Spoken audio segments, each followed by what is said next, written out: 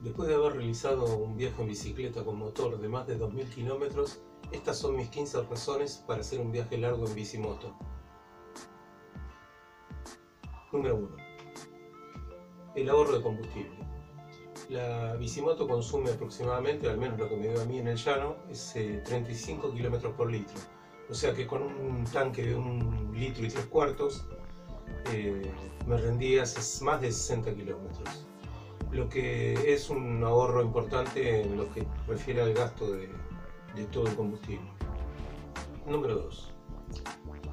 No paga seguro, o sea que por ahí hay también otro tipo de ahorro, y además de no tener que andar presentando papelería. Número 3. No necesita verificación técnica vehicular. En mi país se conoce como VTV.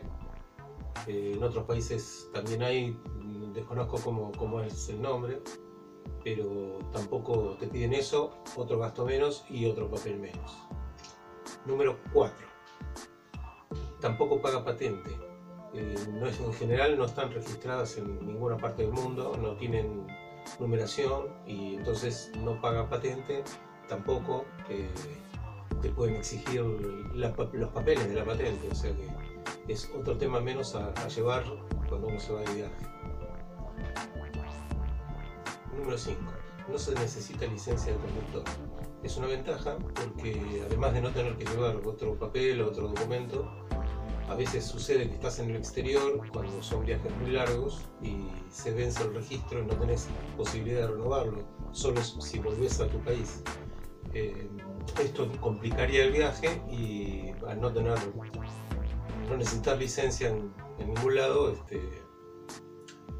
bueno, te evitas ese tipo de inconvenientes. Número 6. Al ser una bicicleta, no tuve la oportunidad de cruzar una aduana, pero imagino que como no tiene papeles el motor, no tiene nada de lo que mencioné antes, probablemente no te exijan nada, lo tomarán como una bicicleta. Creo que en algunos países, aunque entres con una bicicleta, creo que en Chile por ejemplo, cuando entras con una bicicleta que no tiene motor ni nada, igual también te la registran, pero en general no creo que haya inconvenientes. 7. No paga peajes. En mi viaje, cuando cruzaba un peaje, 1 kilómetro antes de llegar al peaje, apagaba el motor e iba pedaleando hasta pasar el peaje otro kilómetro más o menos, y después ahí recién arrancaba el motor y seguía. Esto lo hacía porque nunca sabes con qué funcionario te encontrás y siempre hay alguno que por ahí te quiere cobrar o le molesta que tenga motor o qué sé yo, o se levantó mal ese día. Entonces para evitar discusiones lo que hacía era eso, pasaba pedaleando, no me decían nada y después arrancaba el motor y seguía viaje. Número 8. La ventaja importante que tiene la mecánica de una bicimoto es que es una mecánica muy pero muy sencilla. Entonces, con conocimientos muy básicos de mecánica y pocas herramientas, uno puede salir del paso ante inconvenientes mecánicos leves. Obviamente, si se estropea el motor, alguna pieza fundamental, no se va por continuar, al menos con motor, pero cualquier situación leve se puede solucionar fácilmente. De hecho, en mi viaje yo le ajusté la tapa de cilindro, bueno, algo del carburador, el escape que se había soltado, o sea, todas cosas sencillas. Número 9. Los fabricantes de estos motores, a pesar de ser de diferentes marcas, son prácticamente el mismo modelo y son compatibles unos con otros. Por lo tanto, a diferencia de como es con las motos, que hay diferentes marcas, modelos, no coinciden los repuestos de un modelo a otro, de un año a otro, acá los motores son casi todos iguales y el conseguir repuestos en cualquier parte del mundo que haya estos motores no es un mayor inconveniente.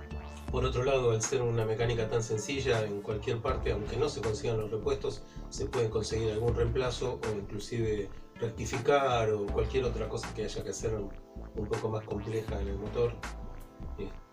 No va a ser tan complicado hacerlo como un motor mucho más sofisticado, ¿no? Número 10. Estos motores se venden en gran parte de América. Hasta donde yo tengo entendido, se venden en Brasil, Argentina, Chile, Bolivia, Perú, Colombia, Costa Rica, México, Estados Unidos y no sé si en otros países más se venderá, pero es bastante difundido y eso hace que uno pueda conseguir un repuesto o inclusive hasta un motor completo.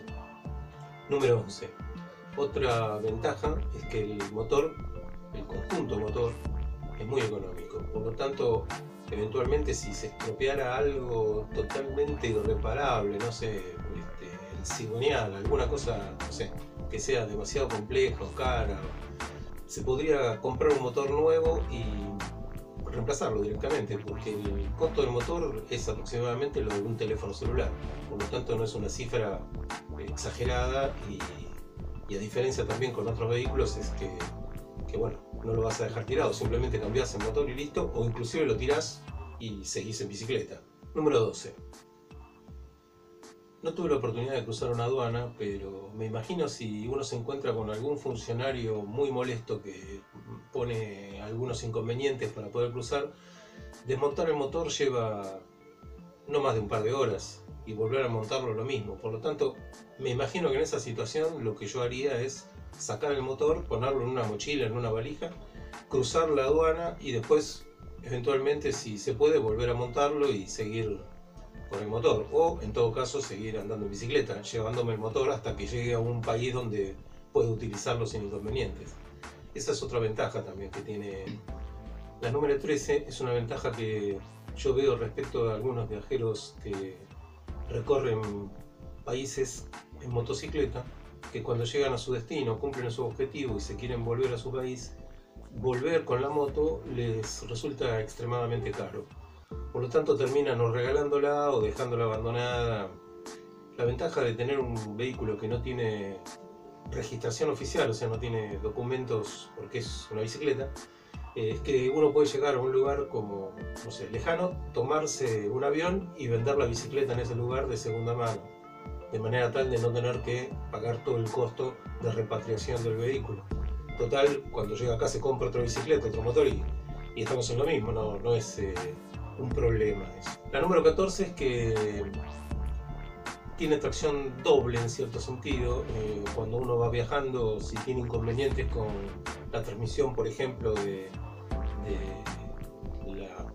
los pedales, se corta la cadena, supongamos, de la bicicleta, puede seguir con el motor, o en todo caso, si pasa al revés, se estropea algo de motor, se puede seguir a pedal. Entonces esto te da una dualidad que permite por lo menos llegar hasta un lugar donde le puedan hacer la reparación correspondiente. No te vas a quedar nunca tirado en el camino. Número 15.